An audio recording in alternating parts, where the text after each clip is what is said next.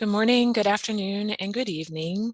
My name is Elizabeth Leahy-Madsen, and it's my pleasure to welcome you to today's event on behalf of all of us at the PACE Project, for which I serve as director. As the last several years have demonstrated, we are living in a world marked by environmental changes on an alarming scale, including rising sea levels, changing weather patterns, and increasing drought and desertification. And as the COVID-19 pandemic has taught us, we can no longer ignore the ways in which health, the environment, and well-being are interlinked, ways that do not impact all people equally. Low and middle income countries, despite having done the least to contribute to climate change, face an undue burden from these intersecting challenges. Communities and groups with the least access to resources, often including women and young people, have fewer means to ensure resilience in times of uncertainty. It's especially important in this context to support partners and champions working to advance solutions that both advance women's rights and health and support families and communities to adapt to changes. We welcome you today to share in the launch of PACE's latest resource, a how-to video for family planning and reproductive health advocates entitled Resilient Future: Climate Financing Strategies for Family Planning Programs. This video encapsulates the work of the PACE project over more than 6 years to demonstrate the important role of family planning and reproductive health among multisectoral solutions. In addition, it offers a template for champions now and in the future to continue advancing high-impact solutions to increasingly complex population, environment, and development challenges. We are pleased to be joined by several experts in the field who will share their best practices in advocacy, partnership, research, and communication for demonstrating the impact of family planning and reproductive health across sectors. Throughout today's conversation and beyond, we invite participants to engage in exploring how the strategies presented today can be relevant in your work. I'd now like to introduce my colleague, Tess McLeod, a senior policy advisor at PRB who leads PACE's Population, Environment, and Development portfolio. Tess will facilitate the rest of today's event. Thank you. Thank you, Liz. Deb, next slide, please. Thank you so much, Liz, for your remarks. My name is Tess McLeod. I'm a senior policy advisor at PRB, leading PACE's work on population, environment, and development. Today's event will start with a brief introduction to the evidence on the potential of family planning and reproductive health in supporting climate adaptation and resilience, as well as the role of the PACE project with PRB in advancing dialogue and supporting champions to increase an understanding of family planning's multisectoral benefits. We will then showcase PACE's new video, Resilient Future: Climate Financing Strategies for Family Planning Programs. Our guest experts will provide context and analysis of the strategies outlined in video. Finally, participants will have the opportunity to exchange with panelists and speakers to engage on how to incorporate these strategies in your own work to showcase the multisectoral benefits of family planning and reproductive health. Next slide. Our world is changing faster than ever. Accelerating climate change brings unpredictable weather events, drought, rising sea levels, and rising temperatures to add to already uncertain and precarious livelihoods for many, especially those living in low and middle income countries. These changes in turn can increase poverty, reduce food security, drive harmful gender norms, and worsen health outcomes. It's evident, especially in times of crisis, the extent to which health, well-being, livelihoods, and the environment are deeply linked. In fragile environments, these connections are even more clearly present. Next slide. How can we address so many challenges at once and build more resilient, stable families and communities? We can consider high-impact, low-cost interventions that carry meaningful impacts as part of holistic, integrated interventions, especially investing in access to family planning and reproductive health. Reducing barriers for women to access voluntary rights-based family planning is considered a high-impact, multisectoral best practice.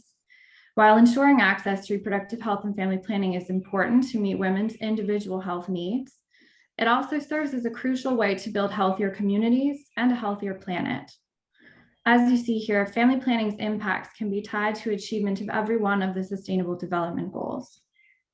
Access to family planning has been shown to improve reproductive, maternal, and child health by providing women with the option of delaying and spacing pregnancy, help girls stay in school by delaying childbearing until young girls decide to begin their families, contribute to economic empowerment by increasing women's ability to take part in the workforce and gain skills and training, improving their family's income and opportunities, combating inequality by supporting women's health, education, and economic empowerment, and is a cost-effective intervention. With every dollar spent beyond the current amount, investing in family planning care would save $3 in reproductive, maternal, and newborn healthcare costs. Next slide, please. How does access to family planning and integrated population health and environment approaches build resistance? A 2018 study of Population Health Environment Project in Western Tanzania, Tungane, revealed that access to family planning improved resilience to shocks across each of the 8 components of resilience highlighted here. This means that women and families who have information and ability to meet their fertility goals are healthier, more equipped to face changes in their environment, and able to raise healthier and more resilient families. This finding indicates that integrating access to rights-based family planning and reproductive health among climate adaptation and resilience and other interventions can support stronger, healthier communities.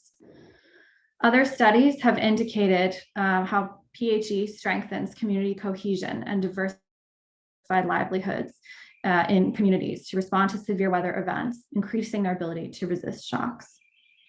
Next slide. Since 2015, with support from USAID, PRB has implemented Policy Advocacy and Communication Enhanced for Population and Reproductive Health, or PACE project, to champion family planning's multisectoral role in complex challenges to our environment and development, including climate change. PACE has supported partners across the world to advance evidence-based advocacy and communications on the links between population dynamics, family planning, and reproductive health, and the environment for greater investment in integrated policies and programs. Over the course of the project, PACE has worked to strengthen champions, enhance global networks, amplify evidence, and spur commitments to including family planning and reproductive health in multisectoral environmental solutions. We have trained local leaders in over 13 countries, generated 26 new resources to share evidence, and provided technical support to over 160 partners, leading to over 40 individual policy, program, and budget changes for multisectoral approaches. Next slide. PACE has been a leader in advancing family planning and reproductive health as climate change adaptation and resilience measures, and supporting advocates with resources to make this case in their work. In 2018, PRB developed a comprehensive report accompanying brief, Building Resilience Through Family Planning and Adaptation Finance, that drew on increased evidence linking family planning with resilience. The report and brief outlined evidence on family planning and reproductive health role in climate adaptation and resilience, and proposed 4 strategies of engagement for family planning actors to advocate for its inclusion among integrated climate adaptation programming. These resources are more important than ever, as the role of family planning and reproductive health among top climate solutions has been underlined at major climate events, including 2021's COP26 conference in Glasgow and March 2022's Commission on the Status of Women. Today, PACE has taken the groundbreaking work of its 2018 report and packaged it with updated material into a how-to video to guide advocates through strategies to position family planning and reproductive health among climate adaptation programs for multilateral climate funding. Next, please. Today, we'll have the privilege to hear from leaders in the field who have direct experience in leading the integration of family planning and reproductive health among climate solutions. But first, we will watch the video together, launch of Resilient Futures Climate Financing Strategies for Family Planning Programs. You can move to the video, Deb.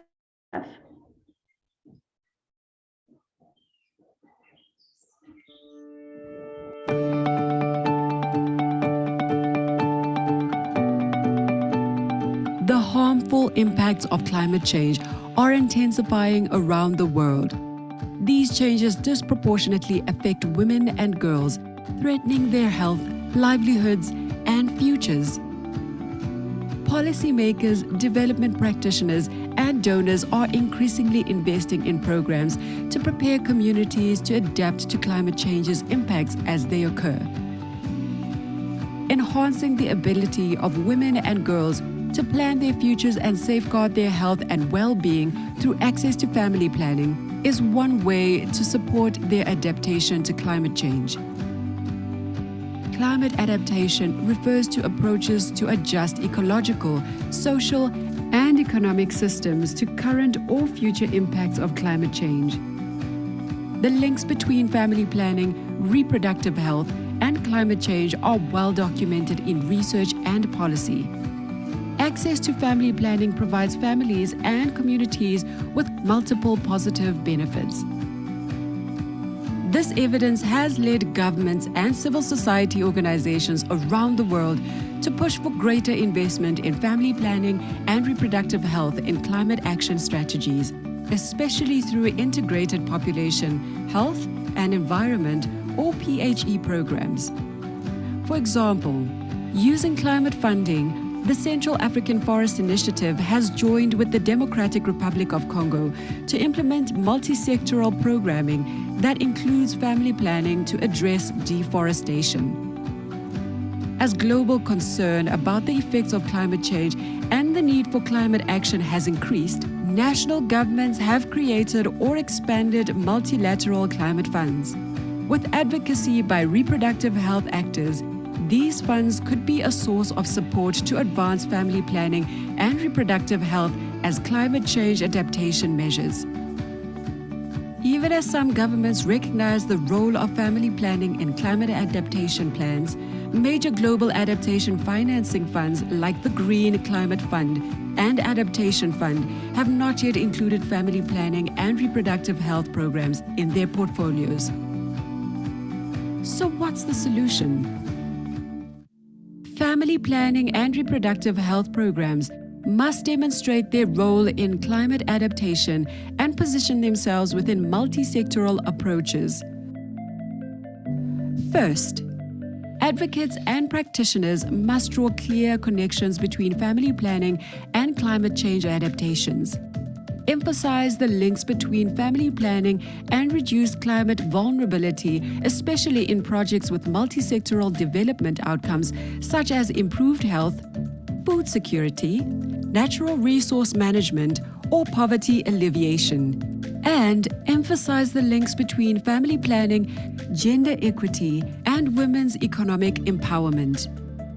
The Tungane project in Tanzania is an example of a project that, while not funded through adaptation financing streams, helped build the evidence based on the important connection between family planning, climate adaptation, and resilience. Second, advocates should identify the key actors that serve as the primary national level climate adaptation actors and decision makers. These authorities can advise on adaptation finance flows. The designated authority is one of two key actors. Designated authorities are the main points of contact in each country and are typically based within the ministries of environment, planning, or foreign affairs. Designated authorities are gatekeepers in the development and national level approval of climate adaptation funding proposals, ensuring their quality and alignment with government priorities.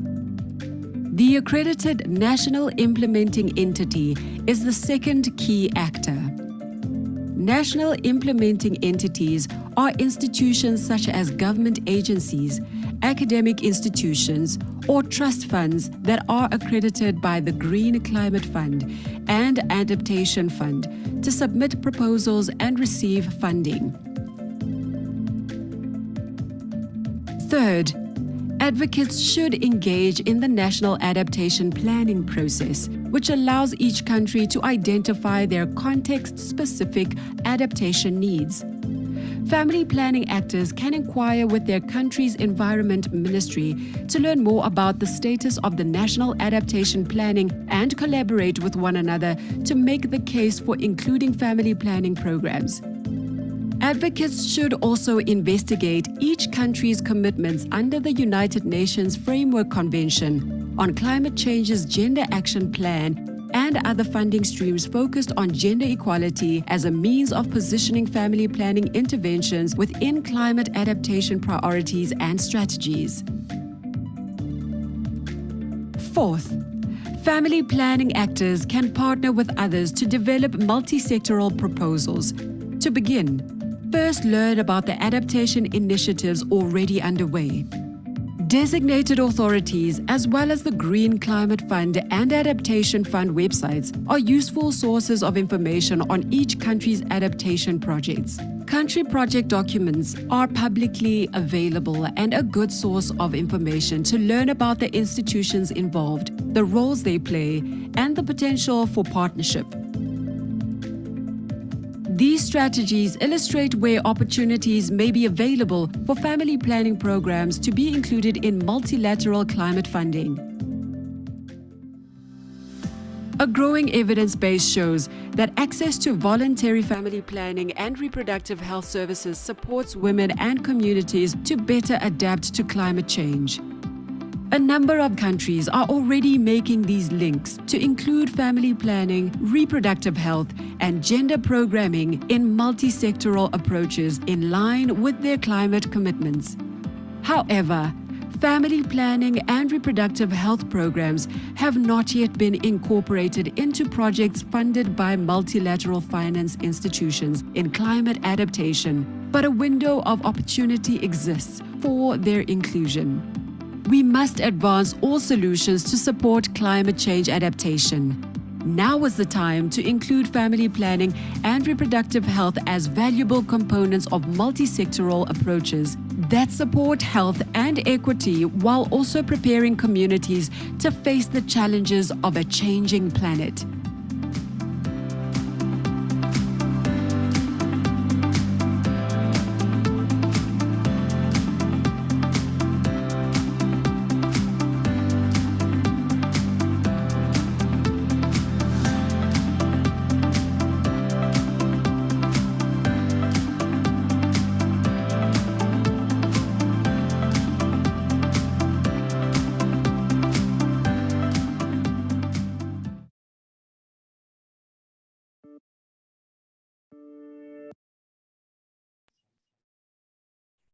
Thank you. Wonderful. Thank you. Now following the video, we have the pleasure to hear from Kathleen Mogelgaard, who authored the initial 2018 report on climate adaptation funding with PACE. Kathleen Mogelgaard is president and CEO of Population Institute, where she works to promote deeper understanding of linkages among issues that are critical for sustainable development, including population dynamics, reproductive rights, gender, climate change, and food security. Before joining PI, Kathleen worked in research and advocacy for the World Resources Institute, Oxfam, PEI, and PAI, and others. She has participated in negotiations on the UN Framework Convention on Climate Change and advocated for effective adaptation planning that incorporates the needs of marginalized and vulnerable communities. Kathleen was the lead writer for UNFPA's 2019 State of the World Population Report. Please welcome Kathleen. The floor is yours. Thank you so much, Tess, and hello, everyone. It's wonderful to be here. I really want to thank the Population Reference Bureau and USAID for organizing this event today. These topics are becoming only more important, and as the video says, I do believe that there is a window of opportunity for deeper integration of family planning and reproductive health in climate change adaptation strategies and in the finance that is flowing for climate change adaptation. So I'm really happy that we're investigating these topics today. I just wanted to say a couple of words on how the scene has evolved since 2018 when this initial report came out, and then take a little bit of a look toward the future too to help kick us off for our discussion. Since the report and the brief were published in 2018, things have changed in both positive and negative ways. The impacts of climate change have only further intensified, hitting the poor and marginalized first and worst. The recent global scientific assessment released by the Intergovernmental Panel on Climate Change, or the IPCC report, makes this clear. And while many country governments continue to strengthen their commitments to reduce greenhouse gas emissions and support climate change adaptation and resilience, the action is not yet commensurate to the need. But on the positive side, that same IPCC report that was just released also makes it clear that it's not too late to avoid the worst impacts of climate change, but to do so, we need greater political commitment, scaled up finance, and greater innovation and collaboration across sectors. This sense of hope and urgency offers opportunities for those of us who work at the intersection of population dynamics, gender equity, reproductive health, and climate change. Other things that since 2018 that really strengthen this window of opportunity, we've seen the development of new tools and assessments that can better support the integration of family planning and broader sexual and reproductive health and rights into climate change adaptation plans and adaptation finance. For example, the organization Women Deliver and the NAP Global Network in 2021 published a report that's called SRHR in NAP Processes. And so that's sexual and reproductive health and rights in NAP processes, and NAPs are national adaptation plans that low and middle income countries are developing to really look at medium and long-term adaptation strategies at the national level. This report by Women Deliver and the NAP Global Network analyzes 19 of the NAP documents that have been submitted by countries to the UN Framework Convention on Climate Change. And this report offers specific recommendations for SRHR advocates and those involved in NAP processes for strengthening the integration of sexual and reproductive health and rights into national adaptation plans. In addition, since 2018, we have a stronger policy context to support integration. As was mentioned in the video, in 2020, the UN Framework Convention on Climate Change adopted an enhanced 5-year gender action plan that seeks to advance women's full, equal, and meaningful participation and to promote gender responsive climate policy. And as we all know, the realization of sexual and reproductive health and rights is a critical component of women's participation and of climate policy that promotes gender equity. At the climate change negotiations in Scotland at the end of 2021 at COP26, we saw more stakeholders than ever before making the clear and compelling case for examining population dynamics, gender equity, and sexual and reproductive health and rights in climate change policy and practice. And these stakeholders are coming across all sectors, from civil society, from governments, and from multilateral institutions. And it's really encouraging to see this growth in the number of stakeholders who are calling for this kind of integration. So as the video says, a window of opportunity really does exist for the integration of family planning and reproductive health into projects that receive climate change adaptation finance. I think that window has only gotten bigger in the last few years, and the 4 strategies that are outlined in the brief and the video have also grown in their salience. Just to wrap up, there are 2 areas that I see that are worthy of greater attention and effort from those of us working in these spaces. First, as we continue to make the case for climate action that is gender responsive and inclusive, we can push ourselves to move beyond addressing the disproportionate impacts of climate change on women and girls and into documenting and advocating for interventions that build the agency and ability of women and girls to fully participate as actors in strengthening resilience and adaptive capacity. And of course, we all know that advancing sexual and reproductive health and rights is critical to this. Second, we need to do more to build and communicate an evidence base that more clearly sheds light on how population dynamics and demographic change relate to climate change vulnerability. There are voices around the world that are urgently attempting to draw attention to this in places where even the best laid plans for climate change adaptation will be overwhelmed by the scale of population growth, urbanization, and migration. By clearly documenting and communicating the evidence and linking it to unrealized rights and inequities within it, we can help to drive rights-based, impactful, well-resourced adaptation action that advances equity and sustainability. I'm really looking forward to today's discussion. Thank you very much.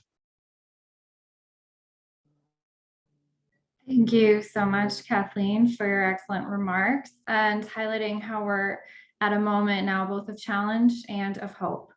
Thank you so much. We'll pass on now to our expert panel discussion. All right, next slide too, please. So our panel today, I'm very excited to introduce. We'll follow on from the lessons of this video and the opportunities highlighted by Kathleen to explore real life examples of adapting and applying solutions for incorporating family planning and reproductive health among climate adaptation and resilience approaches. Today, we'll hear from panelists on their experiences in development policy and programming for family planning and reproductive health, moderated by Clive Mutunga. Clive is Senior Technical Advisor of Population and Environment and Development at USAID's Office of Population and Reproductive Health, PRH, where he serves as technical leader in the elevation and advancement of linkages between population health and the environment. Before joining USAID, Clive was a Senior Research Associate at Population Action International, PAI, where he worked mostly on population and climate change issues. Prior to PAI, he worked on environment and development policy in East Africa, including at the Kenya Institute for Public Policy Research and Analysis, or KIPRA. Clive holds an MA in economics from the University of Nairobi, Kenya, with a specialization in environment and natural resource economics from the Center for Environmental Economics Policy Research Analysis in Africa, based in the University of Pretoria, South Africa, and a BA in economics and sociology from the University of Nairobi. And now to introduce our panelists today. Joining us today is Professor Sasten Chiota, the Regional Director of Leadership for Environment and Development, or LEAD, in Southern and Eastern Africa, where he has led the drafting of Malawi climate change policy and chairs the Malawi National Working Group on Adaptation. He's a member of Malawi Health National Adaptation and Southern Voices on Adaptation, and is currently involved in the BUILD project with USAID. Dr. Céline Delacroix is Project Director of the FP Earth Project with the Population Institute and Assistant Professor at the University of Ottawa's School of Health Sciences. Her interdisciplinary research focuses on analyzing the intersections of family planning, population, and environmental sustainability. She holds a PhD from the University of Ottawa and degrees from the Free University in Brussels and Cardiff University. She has also served as executive director of several human rights and environmental civil society organizations. Dr. Karen Hardy is president and CEO of the What Works Association. She's a social demographer and an expert in reproductive health and rights-based programming, gender, population, development, and climate change. She's undertaken policy and programmatic studies and evidence syntheses and is a member of many advisory committees. She's also president of Hardy Associates and has worked at the Population Council, Palladium Futures Group, PAI, JSI, FHI 360, USAID, and the US Bureau of the Census. Dr. Hardy has worked globally, most intensively in Asia, Africa, and the Caribbean, and she holds a PhD from Cornell University, where she's published extensively. David Johnson is the chief executive of the Margaret Pike Trust, a UK-based international NGO that has trained doctors and nurses on sexual and reproductive health for over half a century. Uniquely, for an NGO with such a background, the Trust is also a member of the International Union for Conservation of Nature, or IUCN, Family Planning Task Force. Was created after a recent policy change resulting from the Trust's advocacy work. And finally, Charles Kabiswa is the governor of Africa in Uganda. He has over 16 years of experience in addressing multisectoral development and environmental issues in East Africa, including contributing to the health of people and environment in Lake Victoria Basin, or HOPE LVB project. He's a key contributor to Uganda's and East Africa's regional policies and frameworks, including Uganda Climate Change Policy, Uganda Nationally Determined Contribution, or NDC, national population policy, the East African and Uganda PHE integration strategies, and others. Charles has written several papers linking population, environment, the Sustainable Development Goals, and the climate agenda. With that, I would like to welcome our panelists and our moderator and pass it over to Clive to moderate our panel. Thank you. Thank you so much, Tess. And let me begin by applauding PACE PRB for organizing this event. It's like others have said, it's a timely discussion. And I'm also very delighted to be moderating this session, the distinguished panel, and hoping that we can get some of the discussions underway to sort of hear different reflections from the field. Let me also say that when PACE PRB approached us with the idea of working the policy brief into a video, everybody was so sort of, how would you be able to really move that financial brief into a video that can really capture an audience? And I must say, I was pleasantly surprised that what seemed to be a very technical financial content has been turned into a very sort of convincing video, and I hope you share the same. So that said, I think I will get started with some of the questions that have come from the audience and some from some other panelists. And I will be also fielding more questions as they come. Just to get started, we've seen that some countries have already identified FPRH into their national climate change action plans. For instance, we've seen that several of the countries in the initial national adaptation programs of actions, or NAPAs, did identify family planning as a priority adaptation action. Some of these countries have also done the same within the national adaptation plans. But the challenge remains on how to move that action into activities that are funded under some of the multilateral climate funds, for instance, the Green Climate Fund. So just wondering, what do you see as the barriers? There are so many other adaptation actions that have been identified in climate change plans, but several of them have got funded under the climate adaptation funds. Why is it not happening for family planning and reproductive health? And I'll probably start with David to share some of the insights on what you think are the greatest barriers in getting FP into the multilateral and bilateral climate change adaptation funds. Over to you, David. Thanks, Clive, and thanks to PRB for having me. I suppose it's complicated, isn't it? If we were talking to members of the public, there's lots of adaptation approaches you could take that are really clear and simplistic to understand. Nobody's going to find improving public transport to be a complex strategy. People can understand that agroforestry and planting biodiversity around farms it's easy to grasp.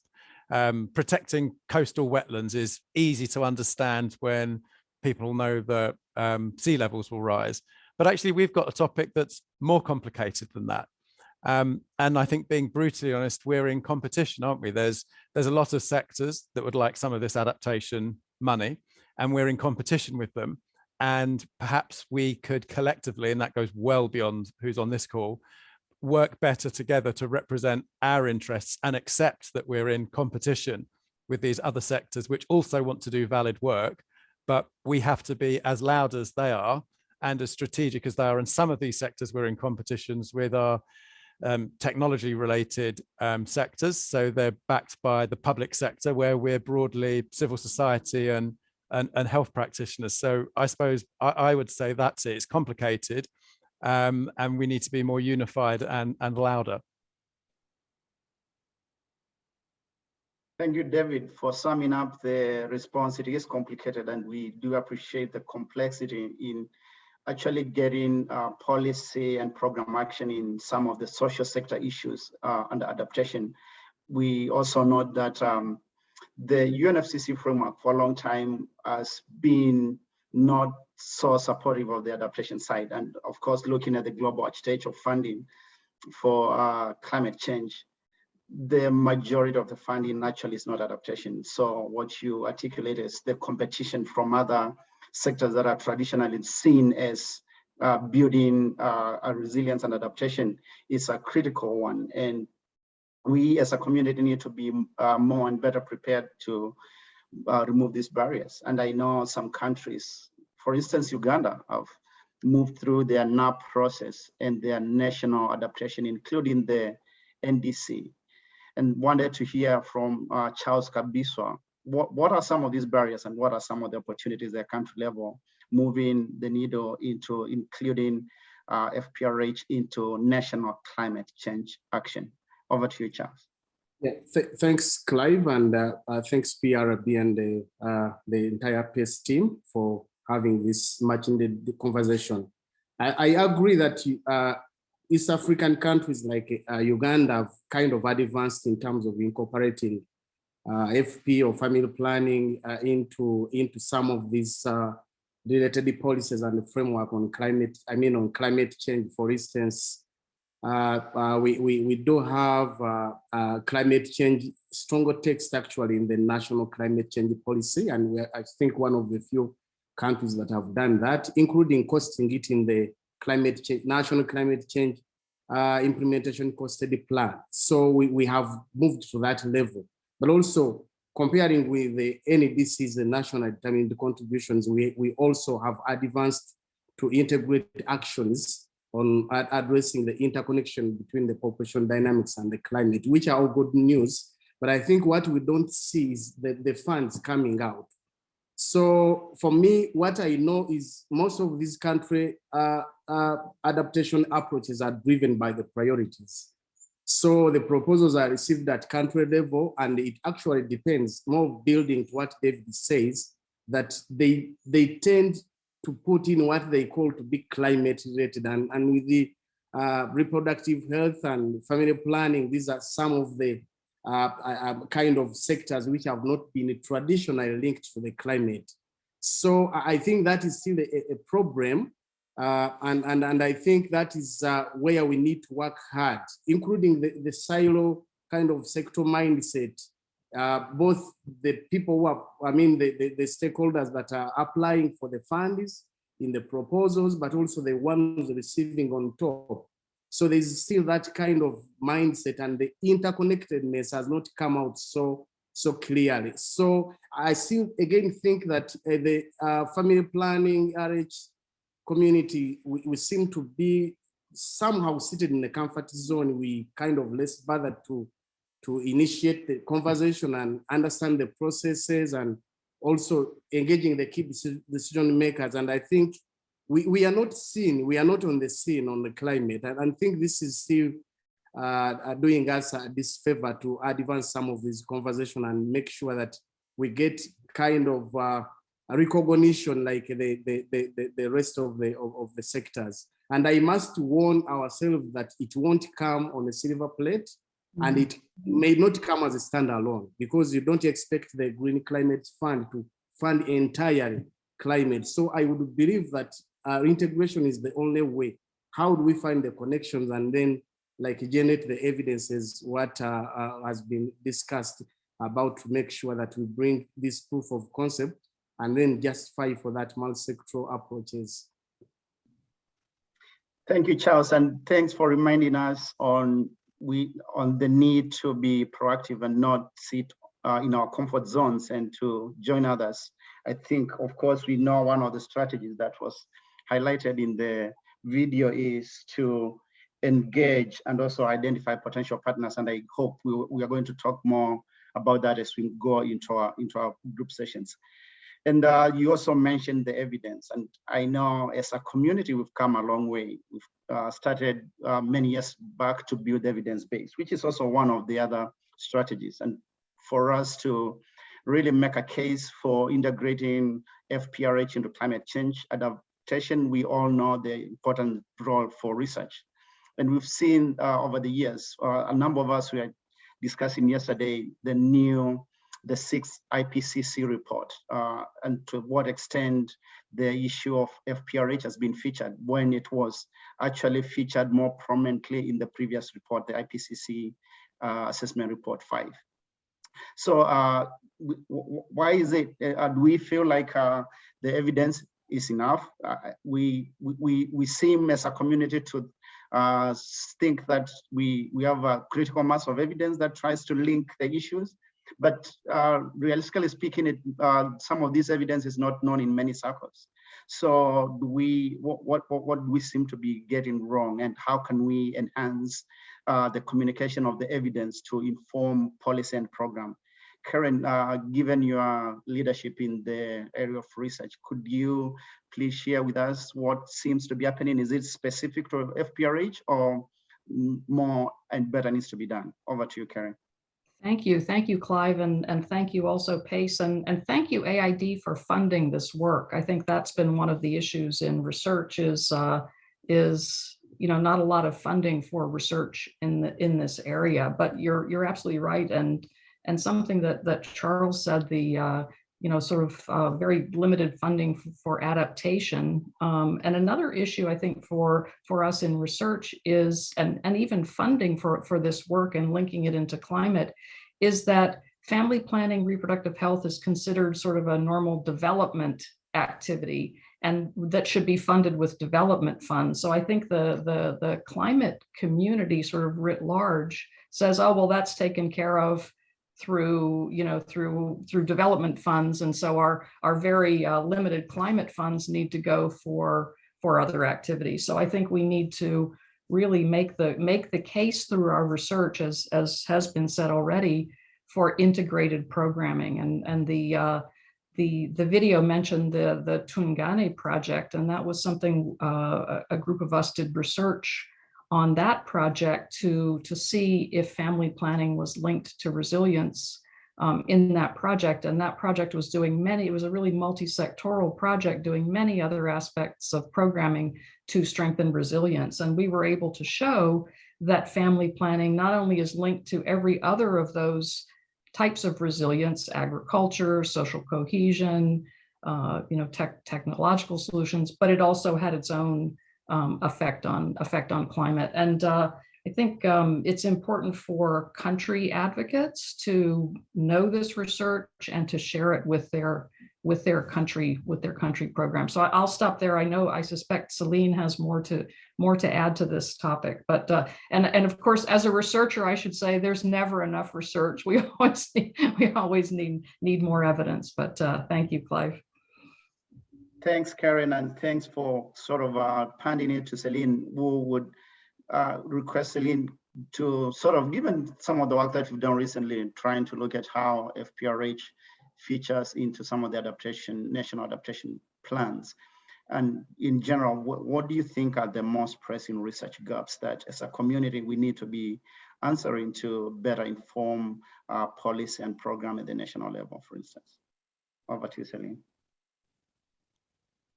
Yes, thank you very much. I would say that there are many research gaps that need to be addressed on this. Basically because we need to mainstream this issue across the whole environmental degradation and climate change scientific research that we produce, because it is something that's always relevant. And typically what happens now is that for a majority of researchers working on environmental degradation and climate change, they start from acknowledging that population size or population growth is really what generates some of these problems that are created. So there's this status quo. And then there's a scientific analysis of the situation, and solutions are proposed to address this the situation. But in the solutions that are generally proposed by researchers, there is a focus on, I would say, on the supply side of the problem rather than on the demand side. And that's really a trend that's present all over. So if we look at research that's being produced currently on our big environmental crisis, there is a lot of talk about population and the fact that this is a major variable, but it's not included after in the solutions that we propose. So I would say that one thing that we really need to do is make sure that we mainstream population also, as that we draw attention to the need to address the supply side and the demand side. I mean, and perhaps also that we need to make sure that researchers become more comfortable with this issue, that they become more, that they feel that they are equipped to address these issues. Because for let's say a forest conservationist, for example, they might feel very uncomfortable addressing reproductive health and rights and raising these issues. So I think it's mostly a question, not so much of research, but really of communication and making sure that this becomes more acceptable, and that researchers become more equipped to talk about these issues. Thanks, Celine, for pointing out the need to continue building the evidence, stronger and more research, and of course, being able not only to just do the research, but to make sure that you are using it to synthesizing it in ways that it can inform policy and program, and of course, the important role of communication as part of that. And we know, looking at the spectrum of evidence, the scientific, the base, then moving it to policy action, and then later into program. Mm-hmm. I think research cuts across very strongly in that continuum. And we can only, I mean, the value of research in this sense will also culminate into better programs. And I know, for instance, in some countries, we had the example of DRC, where climate funding has been used to integrate FPRH into an activity. And I know this is not an isolated example. For instance, in Malawi, there has been a lot of action and interest in previous years to make this work. And I know there are some examples that Sosten could share to show how this works at a country or subnational or community level, and some of the lessons that are learned. So Sosten, could you please share with us some of the work that you are doing in Malawi and how you're getting policymakers and program practitioners to act on the links between population, FP, and climate change adaptation?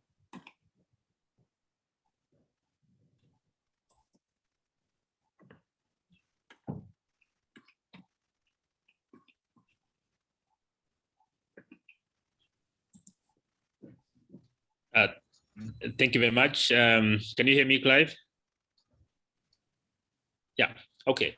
Yes, indeed.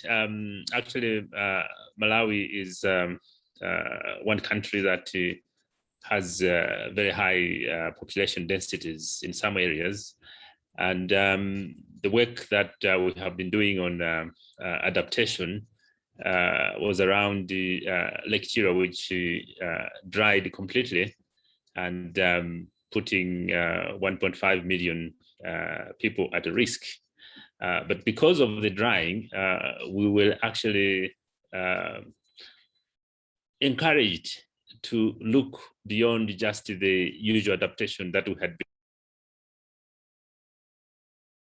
been talking about. Because with the drying, it meant that most of the men that were relying on fishing actually migrated and left women behind. So the question was, why is it that the women didn't move? And the women didn't move because they had to look after the children. They had to look after the households. They had to look after the crops. But much more so, some of them were actually expecting, and so they couldn't move. And that sort of encouraged us to say that while we were concentrating on adaptation in relation to crop production, and women are the major producers, but when you have extreme events, they are the ones who actually get to negatively affected. And that's when we started to have conversation that empowering women is actually an important aspect delivering outcomes from adaptation. And just today, we were at a meeting for SADC, the Southern African Development Community. They had a climate action meeting, and I was privileged to have to present the keynote address at the opening, and I included our newly funded project by USAID on Build, and it inspired the climate change experts that were here, that it made it into the minister's closing remark today to say that there's need for a systems approach when addressing climate change adaptation, and that we needed to build the capacity of people that make decisions on how funding is apportioned for climate change adaptation. So let me stop there for now, but at least it was something that we're happy about, that the minister did emphasize in his closing speech that the integrated approach to adaptation must include empowering women and the youth.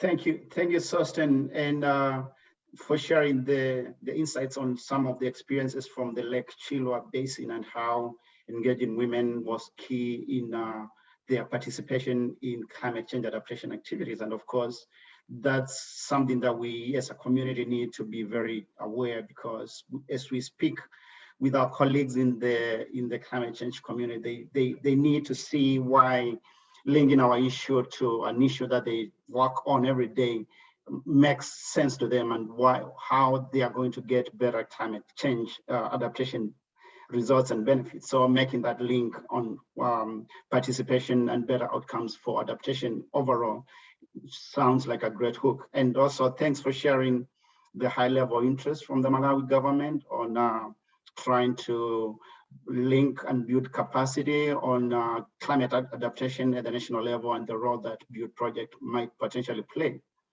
I think we've gone round and heard from all of us on on some of the insights. In the next 10 minutes, I would want to sort of close and go through each of you to sort of share some of your personal reflections on and insights on what you think.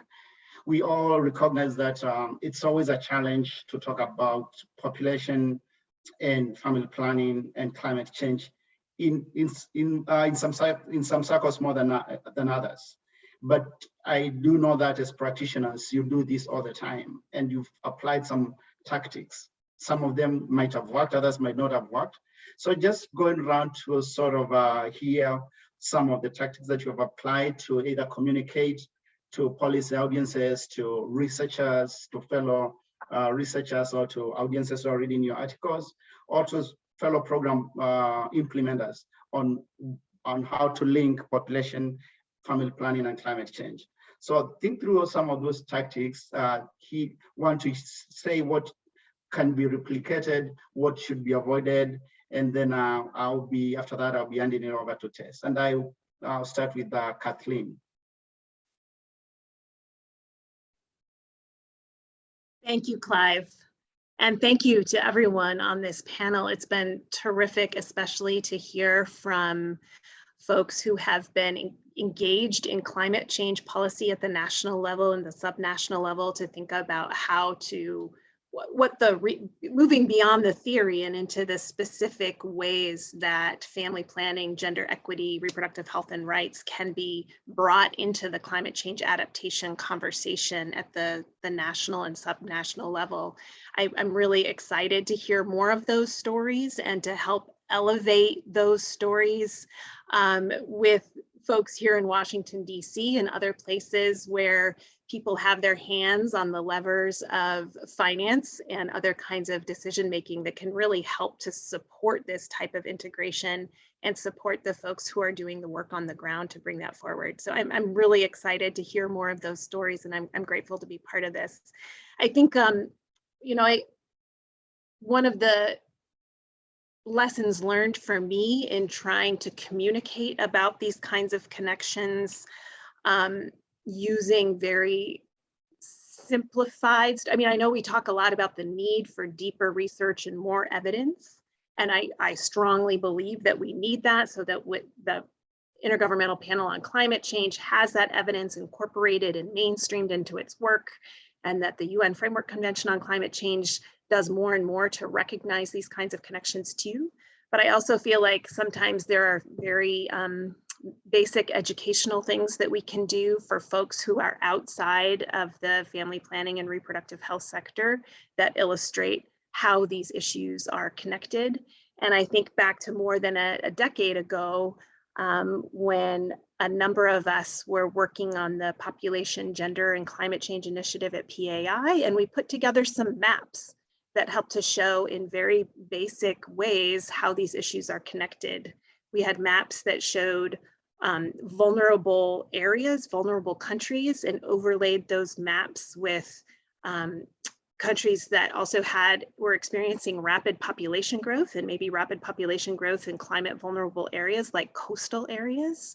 And then overlaid that once again with maps that showed unmet need for family planning and other indicators that demonstrated that there really was need among people for being able to achieve their reproductive desires. So I think in a lot of ways that helps to demonstrate the very basics of how these things are connected when we have places that are vulnerable to climate change, when the population in those areas is growing rapidly, and when there are large groups of women and girls who have unmet needs for their sexual and reproductive health and rights. And we know that that strengthens resilience and adaptive capacity. That, to me, that's always been a compelling way to help introduce those conversations and help people who are outside of the reproductive health and rights community begin to consider how these things can be integrated. Thanks, Kathleen. So I do summarize it as drawing the connections and building the evidence in simple and compelling ways. Over to you, David. Thank you. I suppose I'd say about the importance of recognizing that a lot of policymakers or donors or potential project partners don't know anything about this.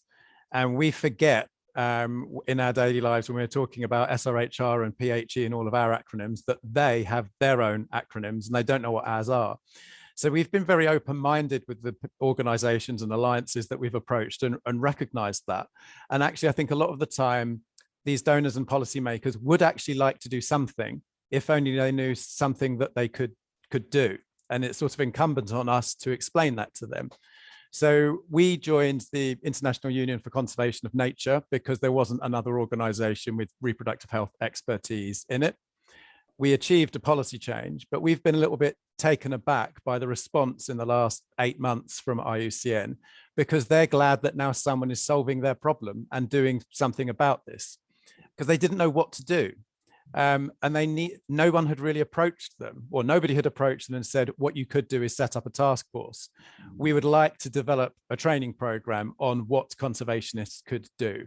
We would like to provide best practice on how you develop a PHE project. We would like to share the relevant evidence on what you actually can do.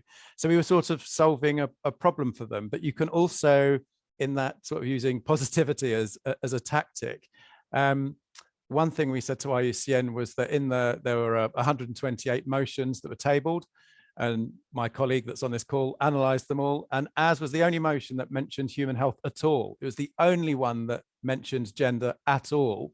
So he said, look, you've got to support our motion, because otherwise you're going to get called out. If you don't do anything about human health and gender, it makes you look bad. So we were actually presenting ourselves as a kind, or this topic as a kind of solution in itself, other than it just being an adaptation solution. But this is something in 2021 we ought to be getting behind. So there's a package of positive messages that we can use and not being apologetic about what we do. Thank you, David. So more of really identifying potential partners and acting on positive messaging to get policy and program action. Thank you. Charles? Thanks, Clive. At national level, we have tried to kind of integrate the family planning and the climate, both at practice and the policy. So at practice level, we've been part of the team that has implemented the famous, and I think I would call it a living PHE integrated project called HOPE LVB. That's the health of people and the environment in the Lake Victoria Basin. And this actually has responded to a number of concerns that we are having, especially when it comes to the documenting evidence and then taking these policymakers on site to kind of see how this is connected to building community resilience. And we've done this at national, but at the same time, the regional level. So in terms of documenting evidence, there's been a number of publications, and even recently there's a follow-up study even after so many years, because there is a lot of significant change within the communities where that project or program took place. So at practice level, at policy level, we've set up at a country level a functional PHE network. A PHE is Population Health and Environment, which is under actually sitting or coordinated under government entity, and that is the National Population Council. And when I was reminding them to attend today's session, they told me today they are defending a big budget where population health and environment is greatly integrated in their 5-year strategic plan. But on top of that, they have developed a standalone 2025 PHE PHE strategic plan as well. And we are happy that now the government itself is funding these processes, but also slightly a significant budget put into this work. And then that also adds up to how this has brought different line ministries into some kind of coordination, because we are having a number of quarterly and monthly coordination meetings organized by the National Population Council, and both the state and non-state actors are all coordinated under there. But also we found our way into the climate agenda, especially the National Climate Change Policy, which I have already shared, with a huge text. And it was very surprising when we are trying to engage the crafters of the policy. I think that was 2015. They were confused because they told us we are talking about population dynamics, family planning, but we don't see a section where this one should be placed, because it seems to be cutting across. And we said that is actually the justification why you should include it there. So I think we were given a big section, and it is called the cross-cutting priorities. And all of these family planning, and then the women education of girls and women, all of these actions were costed, only that it is not so much translating into the funding. But we are still happy because, even when we talk about engaging the NAP, these are the policy framework which we align because they inform. So I think for us, it helps us. But also the national population policy integrating PHE was a big plus, as well as the national determined contributions for Uganda, proposing actions as both as adaptation and mitigation actions within the NBC. We have also tried to do as much as possible to engage the national and regional discussions, including the UNFCCC, United Nations Framework Convention on Climate Change. But of course, at that higher level, we seem to be missing the big players or the big actors. So I think that one is still a bit of a challenge on how we can do bottom up and also top down engagement, especially at that higher level. That's what I can say, Clive, and thank you so much. Thank you, Charles, for the multiple tactics and strategies, including using local activities and projects like the HOPE LVB to actually reinforce and inform policy, and being strategic and deliberate in policy advocacy processes to influence and be able to get some of the policy wins. For instance, the current negotiations to get a PHE budget line in ongoing discussions. All those are very exciting, and thanks for sharing those, Charles. I'll move it over to Karen. Yes, thank you. I want to talk about maybe what's a bit the elephant in the room, and that is, it's always it's so interesting to me that population is a variable in climate models. So we measure its effect and its impact, and we see evidence of impact. but we don't see anything done about it, because it's sort of, then people say, oh, well, it's too sensitive a topic, so we can't address population. And it feels like that's particularly at the global level, so you know, Charles was talking about getting things into country plans maybe, but then they have to be sent up to get funding from the international global level. And that's where people say, no, we can't address that. It's just too sensitive. Somebody was saying that there was evidence put in the IPCC report AR6, but then it was edited out. And you know, why was evidence edited out? You know, probably, oh, it's just too sensitive, we can't deal with it. So I really, this is a plea for voices at all levels. Those of us, you know, who publish things, but also country voices are so important in this regard of really linking, you know, not having population dynamics be some, you know, evil thing that's coercive, but that it's rights-based and meets people, women's and girls and individuals and couples' needs for contraceptives that are linked to resilience. Thanks, Clive. Thanks, Karen, and great that you are highlighting the elephant in the room. That has always been the case. Remember, many years ago, during the one of the most famous conference of the parties, COP15 in Copenhagen, when the world, there was a lot of questions on why do you have to bring population dynamics into climate change discussion at all? And we've seen how that has changed over the years, and there are more voices. And actually having this event is a testimony that these discussions will continue, and they've evolved. And of course, we haven't got to that point where there's like general comfort to talk about the issues. And the more as a community, we need to really work on our messaging to ensure that other stakeholders sort of make the links and not identify some of the negative issues and sort of make the issue not move forward in the right fashion. So I'll move it over to Celine. Yes, so for me, I've mostly evolved from a research perspective, academic-based, and more specifically from a reproductive health and rights angle.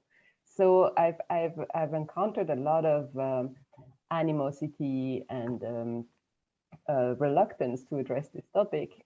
It's always been very difficult to raise it and to talk about this more generally. So my little strategies for this has been first to capitalize on this sensitive topic, making it, the fact that it's a difficult topic, that it's so polarized, is useful to me because it draws attention to this issue. I see it as a way to open a door to a conversation, and I think that's how we should approach it. Really be bold.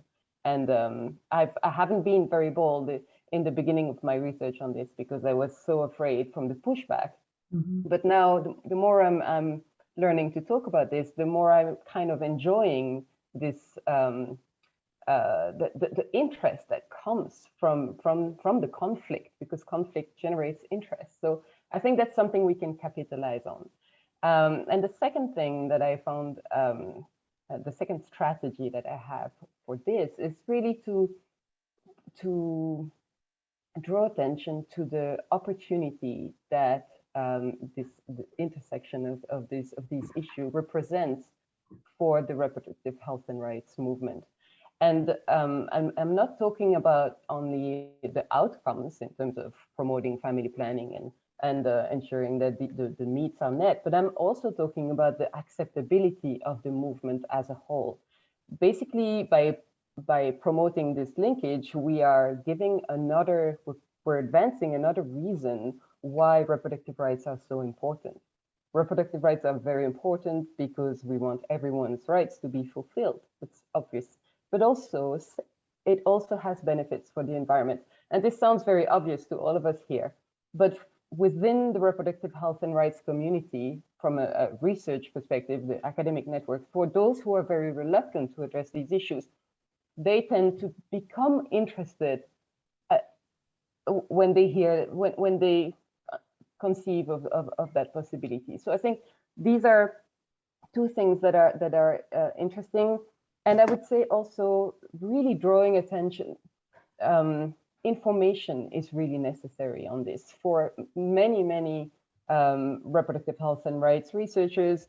There is no idea that there is a connection between their movement and the environmental sustainability movement as a whole. And I think that making sure that this become mainstreamed, I like that word, mainstreamed, that would really help. And yeah, that's how I've approached it so far. I'm looking forward to the next steps, next future steps. Thanks, Celine, for that and for reminding us to be bold and to take advantage of the sensitivities and some of the conflict around the issues to really talk about it, because it is an opportunity, and being able to really make a case on the need for like core benefits across the sectors. There are health core benefits, there are health core benefits, there are women empowerment core benefits for addressing both issues together. And Shelley, we also note that really trying to make a case for a win-win for environment and climate, but also for women. So I think I'll move it over lastly to Sosten for some of the strategies, given your work in this area. Thank you very much, Clive. Before I give the strategies, I thought, or maybe it's a strategy as well. One of them is actually to pay attention to the dissenting voices, to see what their arguments are. And when we had a side event at COP26, one of the dissenting voices was that we are trying to work against the climate justice movement, because they said that the people that we think should be paying attention to family planning and reproductive health are the ones who were not involved in the creation of the climate change crisis. So they see that as another agenda of injustice.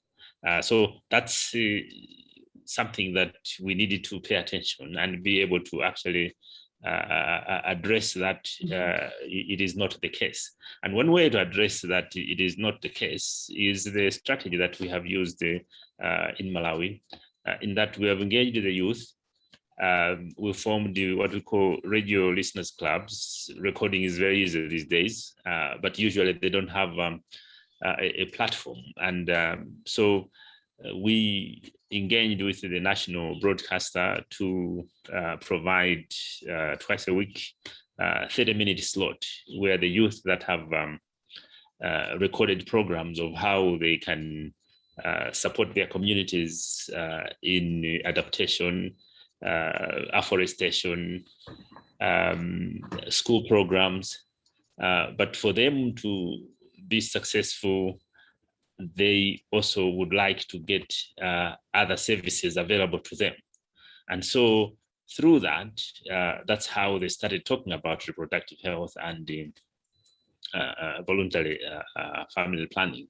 And so when these programs were aired, nicely edited by the experts at the national broadcasting, then it stimulated other youth to actually get involved. So it was a program talking about how youth should be included, how the youth should actually contribute to national development, and how we should overcome some of the challenges that they face. So the issue actually emerged by itself, that for them to be effective as change agents, they also need to have access to these services. So that to me seemed to work very well, because we just didn't go as a family planning program, as a sexual and reproductive health program, but it went as a comprehensive program of how youth can be empowered and involved in the development agenda. Thank you, Clive.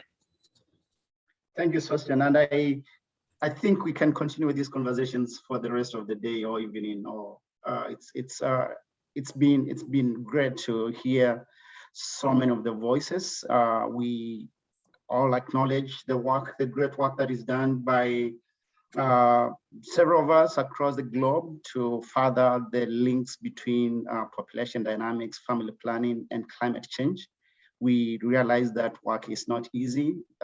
We realize there are several barriers to make the links and connections and to communicate them to different audiences. We recognize that there are great examples of action around policy advocacy, around research and evidence, and in some of field-based projects that are delivering integrated FP and climate change adaptation results and benefits. We acknowledge that a lot needs to be done to be able to do this, and we can, together as a community, continue having these conversations to bring in more stakeholders, not to talk to ourselves as we sometimes do, and to talk to others who are outside our comfort zones, and of course, paying attention to the dissenting voices, as Sosten and said, and using some of the existing structures and platforms, for example, youth voices, whether through community youth radio and national broadcasting, to get the message across. I cannot thank you more for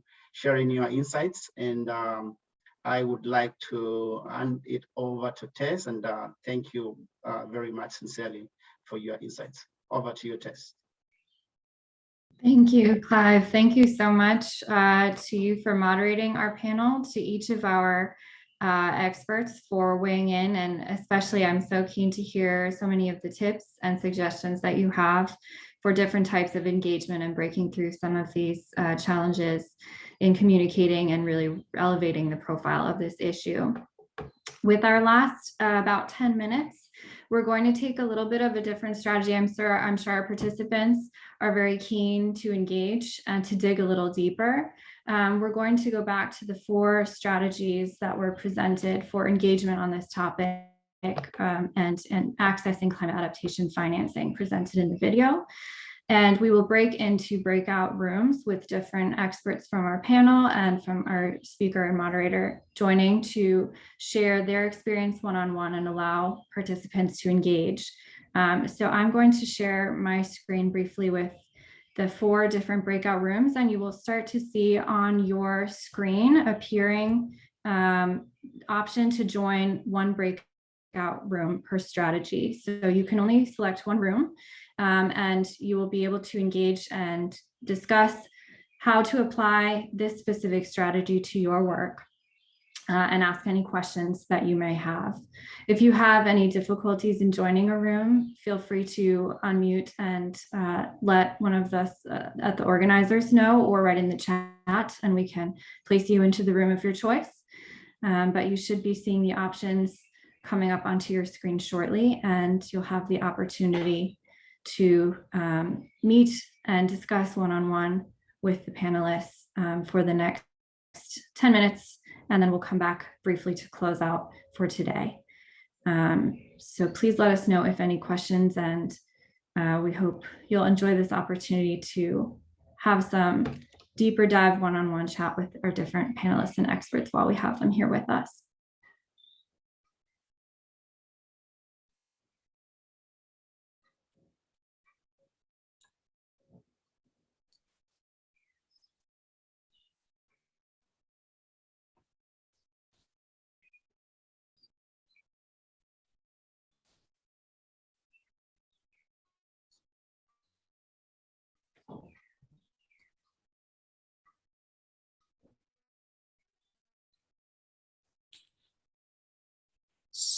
So should we go into the groups now? Yes, you'll see on your screen showing up the different groups from strategies. So please select the group. If you are an expert panelist, into the group on the screen. If you are a participant, select which strategy of the 4 here you would like to learn more about. So you'll be in a group with the expert of your choice. Thank you.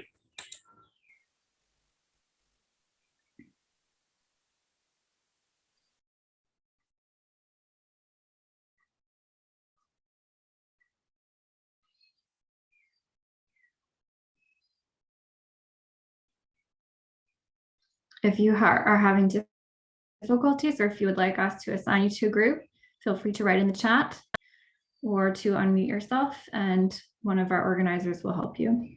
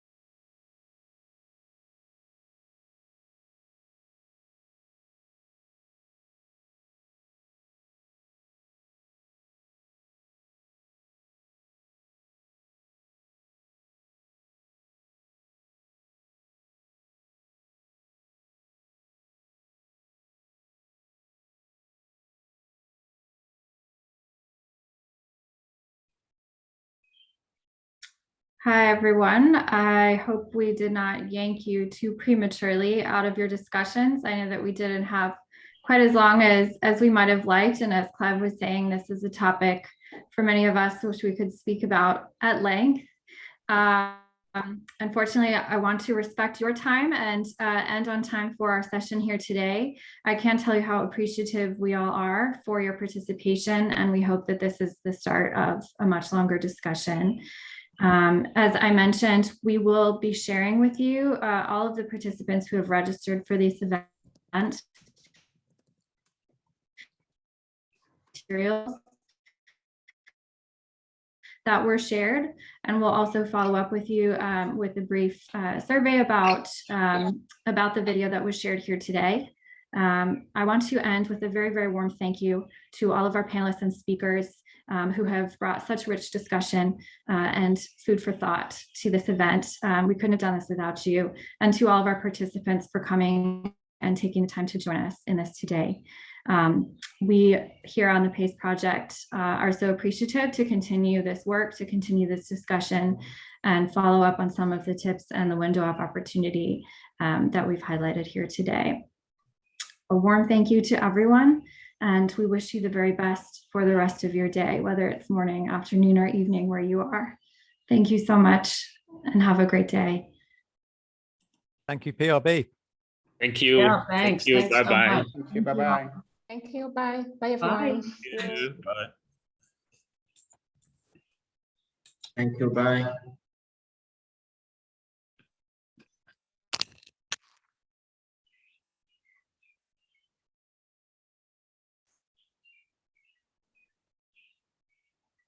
Thank you. Thank